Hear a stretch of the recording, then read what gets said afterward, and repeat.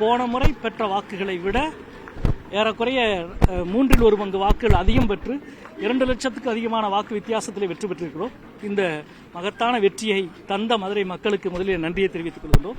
திமுக தலைமையிலான இந்தியா கூட்டணிக்கு கிடைத்த வெற்றி, கடந்த 5 ஆண்டுகளாக நாங்கள் செய்த மக்கள் சேவைக்கு கிடைத்த அங்கீகாரம், ஒரு உறுதியான ஆட்சியை பாசிச பாஜகவை அகற்றிட்டு ஒரு நல்லாட்சியை அமைக்க மதுரை தந்திருக்கிற ஒரு தெளிவான தீர்ப்பு. இந்த தீர்ப்பினுடைய அடிப்படையில் கடந்த காலத்தை விட சிறப்பாக தமிழ்நாட்டின் உரிமைக்காக, மதுரையினுடைய வளர்ச்சிக்காக, ஒன்றியத்திலே ஒரு நல்லாட்சி அமைய தொடர்ந்து பாடுபடுவேன் என்பதை தெரிவித்துக்கிறேன். இப்ப மத்திய அரசுல இந்த மாதிரி ஒரு சூழல் இருக்கு, அதை பத்தி என்ன நினைக்கிறீங்க?